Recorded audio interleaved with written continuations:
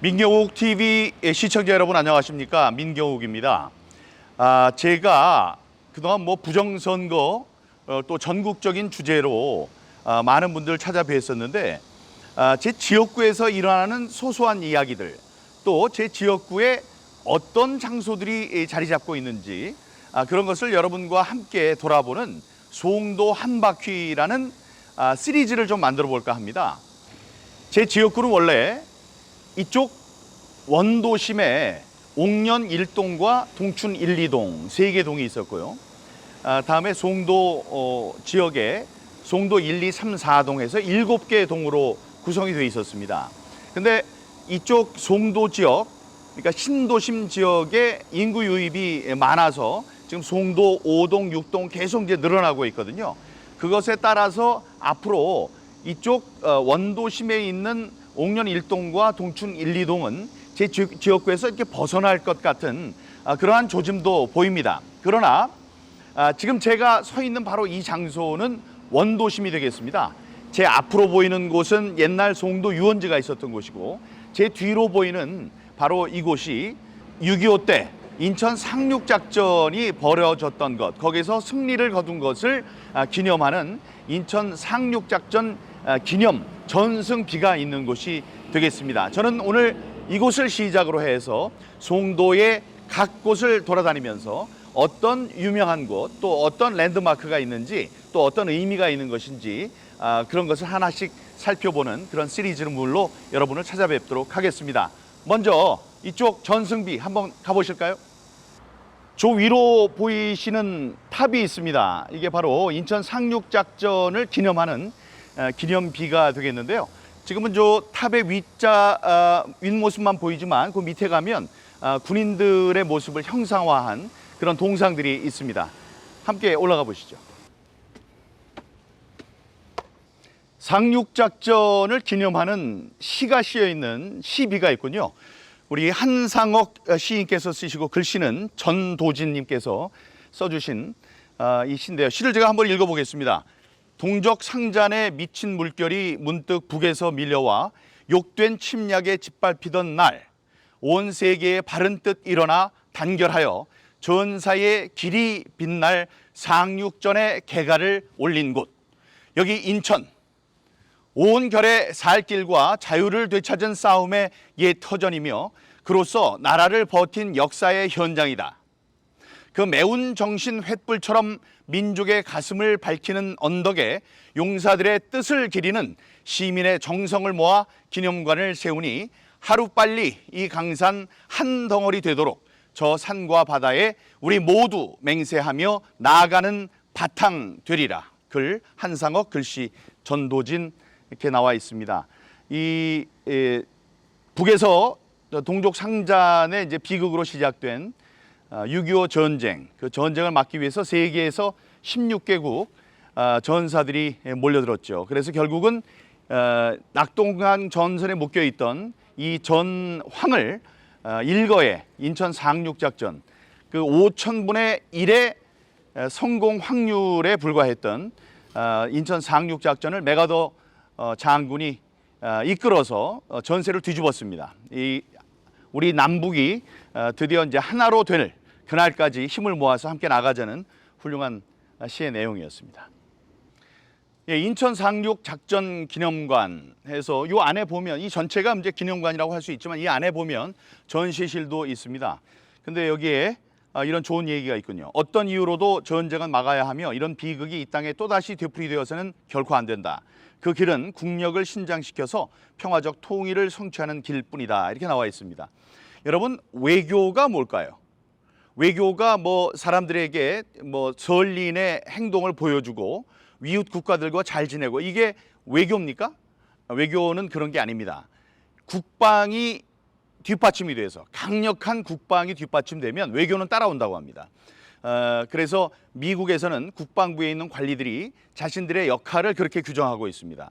우리가 강력한 전쟁 억지력, 다음에 무력을 갖고 군림함으로써 외교관들에게 외교의 여러 가지 전략을 펼 수 있는 그런 여지를 우리가 줄 것이다 이렇게 얘기를 하는데요. 여기에도 평화적 통일을 성취하는 길, 이것은 바로 이 땅에 이 어떤 이유로도 전쟁을 막을 수 있는 전쟁 억지력 이런 것을 우리가 가져야 한다. 그래야지만 우리가 통일을 이룰 수 있다. 이런 좋은 뜻이 이 비에 씌어 있습니다.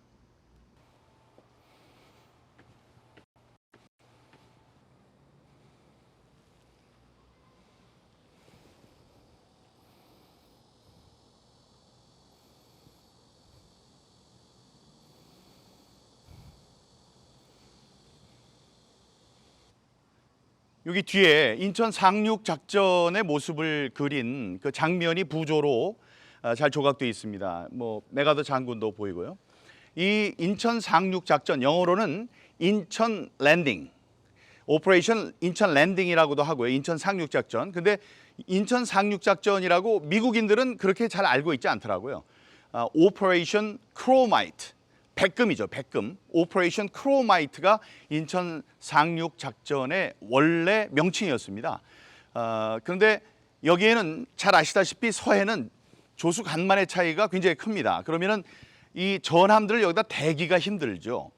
그래서 이 성공의 확률이 5,000분의 1밖에 되지 않았다. 이런 이야기를 합니다. 뭐 혹자에 따라서는 누가 그러냐라고 얘기하는 사람들이 있는데 분명히 그런 이야기는 나옵니다. 5,000분의 1의 성공 확률밖에 없었던 그렇게 힘든 작전이었다. 그러나 그런 힘든 작전을 감행하겠다라고 메가더 장군이 결심을 내리고 그 군사들을 이끌고 바로 이제 제 눈앞에 보이는 저쪽에서 이 대포를 쏘면서 인천 상륙 작전이 바로 이 앞바다에서 진행이 됐습니다. 그런데 이 앞바다는 지금은 모두 이제 메워져서 송도 신도시가 들어서서 우리 대한민국의 발전을 뽐내고 있죠.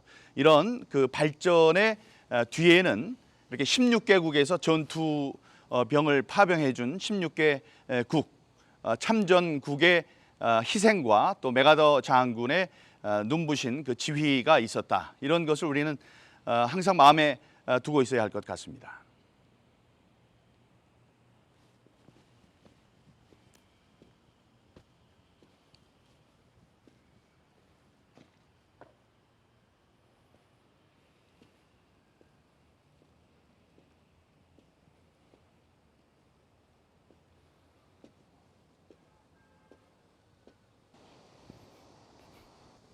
저쪽 멀리 이제 보면 지금 아파트 공사하는 장면들 보이실 겁니다. 그쪽이 이제 6809가 아직 개발이 덜 된 곳에서 지금 아파트들이 올라가고 있는데요. 저쪽에 뭐 100층이 넘는 우리 그 랜드마크 빌딩도 바로 이제 저쪽으로 이제 들어서게 됩니다. 근데 그 건너에 보면 저 팔미도 섬도 보이고요. 멀리 수평선이 보이는데 보이실지 모르겠습니다. 오른쪽에 보이는데요. 바로 이 앞에 쪽 요 지금 중고 자동차들이 서 있는 여기가 송도에 물을 끌어다가 내륙에 끌어서 송도 해수욕장으로 만든 곳이고 그 뒤에 저 다리가 있는 데쯤은 모두 바다였습니다. 근데 저 바다에서 바로 그 인천 상륙 작전이 이제 시작이 됐죠. 인천 상륙 작전이 벌어진 곳이 바로 이곳입니다. 만약에 전쟁이 지금 났다 그러면 여기가 그 전쟁의 그 상황을 가장 잘 우리가 관찰할 수 있는 그 자리가 되겠습니다. 그런데 이 자리에서 포를 쏘고 여기는 전부 다 이제 공산군, 북한군에 의해서 점령당한 지역이었고 낙동강까지 계속 그랬죠. 저 아래까지. 그런데 바로 이곳에서 중간에 허리를 끊어서 낙동강까지 밀고 가고 다시 저기 압록강, 두만강까지 올라가는 그런 전세를 역전시킬 수 있는 그런 작전이 바로 이곳이었습니다. 그러니까 저 바다에서 수많은 전함들이 이제 접안을 하고 거기에서 여기에 그 비행기들이 이렇게 아래로 다니면서 표시를 해주는 곳 포탄을 쏟아붓는 그런 작전들이 인천에서 이제 벌어졌습니다. 그걸 한번 상상해 보시면 그 그림이 그려지실 것 같습니다. 지금 이렇게 한눈에 전쟁의 참화가 있었던 곳에 저런 고층의 고급 아파트들이 들어서고 있습니다. 이 발전 뒤에는 그 위험한 상황에서 이 상황을 개척하고 상황을 극복하기 위한 우리의 피를 흘리는 헌신과 희생이 있었고 전쟁이 있었다. 이 사실을 우리는 잊어서는 안 될 것입니다. 지금 우리가 뭐 좌우 이념의 싸움, 또 좌우 이념의 싸움 중에 역사 전쟁도 일어나고 하면서 이 좌파나 이 공산 세력을 좀 우리가 허락해도 된다, 용납해도 된다, 이렇게 우리의 정신 상태가 좀 이제 느슨해지는 그런 것이 있는데, 그때마다 이곳에 와서 이곳에서 과연 무슨 일이 있었고 그 일로 인해서 지금 우리나라는 어떻게 발전하고 있는지 거기에 대한 생각을 가다듬을 수 있는 그런 장소 같습니다. 자유수호의 탑이 서 있는 바로 이곳은 부정선거를 조명한 당신의 한 표가 위험하다, 당 한 표에 라는 다큐멘터리가 제작이 돼서 다큐멘터리 때문에 유명해진 장소이기도 합니다. 그때 제가 이야기한 것이 뭐냐 하면 6.25는 어떤 전쟁이었냐, 우리를 살리기 위한 전쟁이었냐, 뭐 그렇게 표현할 수도 있지만 사실은 자유민주주의를 살리기 위한 전쟁이었습니다. 자유민주주의가 바람 앞에 촛불같이 위험했을 때 자유민주주의를 살리기 위한 전쟁, 그 작전이 바로 6.25 전쟁에서 우리가 북한의 침략을 막아내기 위해서 싸운 것이고요. 바로 인천 상륙 작전이 대한민국 사람들에게 자유민주주의를 되찾게 한, 그때 1948년에 정부가 수립돼서 얼마 되지 않았을 때 아직 뿌리가 깊게 내리지 못했던 자유민주주의가 북한의 침범으로 인해서, 침략으로 인해서 위기에 처했을 때 그 자유민주주의를 구한 전쟁이었다고 저는 정의를 합니다. 왜 그렇게 생각하느냐?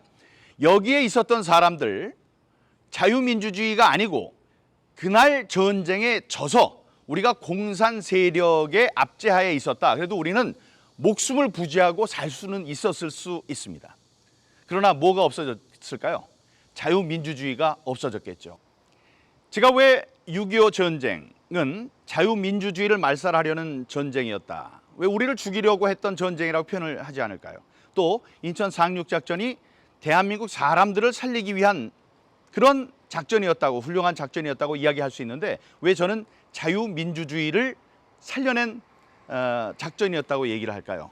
여기 자유수호의 탑이라고 써 있는 문구도 보이지만 우리들이 당시에 살고 있었던 한국, 대한민국의 국민이라면 이 전쟁 중에 살아남을 수도 있었습니다. 전쟁이 지나간 다음에도 살 수도 있었어요. 그러나 그때는 없어진 게 뭐였을까요? 자유민주주의였습니다.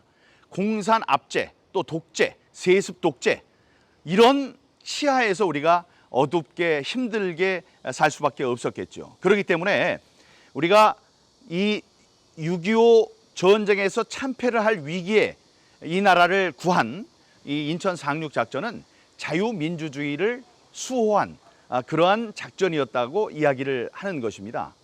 그 자유민주주의가 위험에 처했을 때 지난 73년 전에 6.25 전쟁 때 그런 일이 있었고, 이번에 지난 2020년에 있었던 21대 이 총선에서도 우리들은 이제 부정선거가 있었다고 주장을 하고 있는 것 아닙니까? 부정선거의 증거들이 곳곳에서 나오고 있고요.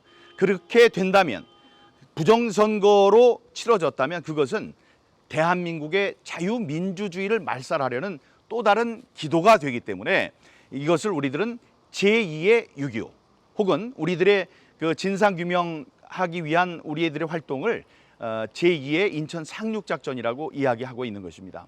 저는 이 똑같은 이야기를 미국 워싱턴에 가서도 했었고요. 미국 그 플로리다 주에서 있었던 CPAC 연설, CPAC Conservative Political Action Conference라는 CPAC의 그 모임에 가서도 제 연설을 통해서 이런 저의 주장을 펼친 바가 있습니다. 네, 여기 여러 나라의 국기들이 개양되어 있습니다. 제가 봤더니 여기 미국, 영국, 지금 튀르키예라고 이름을 바꾼 터키, 태국, 그다음에 남아프리카 공화국의 순서로 이렇게 쭉 있는데요. 이게 순서가 아닌 것 같습니다. 그러니까 가장 그 많은 군인을 보낸 파병한 나라의 순서대로 이렇게 진행이 된 것 같습니다. 튀르키예는 터키의 새로운 이름이죠. 그런데 여기 이제 명패를 보니까 튀르키예로 바꾼 다음에 그 올바른 그 튀르키예라는 나라의 국명을 쓰기 위한 새로운 명패를 요즘에 이제 간 것으로 보입니다. 좀 새 것이 되어 있죠. 태국, 남아프리카 공화국, 필리핀, 뉴질랜드, 네덜란드, 룩셈부르크. 룩셈부르크는 비교적 소국인데도 우리나라의 자유를 위해서, 자유민주주의의 그 생환을 위해서 위기에 처했을 때 우리에게 군대를 보내줬습니다. 그리스, 프랑스, 에티오피아, 이 터키만큼 용맹하게 싸워줬다고 이름을 떨친 에티오피아, 콜롬비아, 캐나다, 벨기에, 오스트레일리아까지 16개국 국기고요. 여기는 대한민국 태극기와 국제연합, 유엔의 깃발이 여기에 있습니다. 네, 오늘 송도 한 바퀴 그 첫 번째 시간이었습니다. 재밌게 보셨는지 모르겠습니다. 제가 오늘 촬영을 하면서 특별히 신경 쓴 게 있는데 위에서 못 찍게 했어요. 위에서 찍으면은 제가 키가 좀 작아 보이거든요. 그것도 있지만 머리가 별로 없는데 위에서 찍으면 머리 없는 게 다 나올까 봐 되도록이면 그 아래에서 위로 찍으라고 주문을 하고 있습니다. 여러분, 송도 한 바퀴, 이 송도의 연수구에 지금 41만 인구가 살고 있습니다. 또 이쪽 송도는 22만 5천 명이 들어설 수 있는, 함께 살 수 있는 그런 도시로 지금 개발이 진행되고 있습니다. 22만 5천 명이 사는 송도 국제도시, 그 내부는 어떨까요? 많이 기대해 주시기 바랍니다. 여기 아시겠지만 송도 국제도시에는 일반 주택이, 단독주택이 단 한 채도 없습니다. 100% 아파트로 구성된 그런 주거 공간입니다. 이곳에는 UN 기구들도 많이 자리하고 있고요. 외국인들도 많이 살고 있고, 또 GTX B노선이 공사가 이제 확정이 된 곳이죠. 제가 지난 20대 국회의원 생활을 하면서 건설교통위원회에 들어가서 GTX B노선 이곳에 확정을 시켰습니다. 지금 뭐 그것을 자기가 끌어왔다고 많은 사람들이 주장을 하는데 그건 옳지 않습니다. 제가 건설교통위원회에 들어가서, 초선 의원이 들어가기 참 어려운 곳인데 들어가서 저의 공약 1호로 만들어낸 것이 GTX B노선 이 유치입니다. 그걸 이제 확정시켰는데 그런 공간, 송도 국제도시가 도대체 어떤 명소들을 품고 있는지. 이곳은 아파트가 50층, 60층입니다. 옛날에 제가 살 때 대한민국에서 제일 높은 빌딩이 63빌딩이었는데 거의 그 수준의 아파트들이 주상복합으로 세워져 있는 곳이 바로 송도입니다. 이런 송도의 구석구석을 저와 함께 동네 한 바퀴 돌듯이 이제 앞으로 돌아보시기 바랍니다. 시청해 주신 여러분 감사합니다.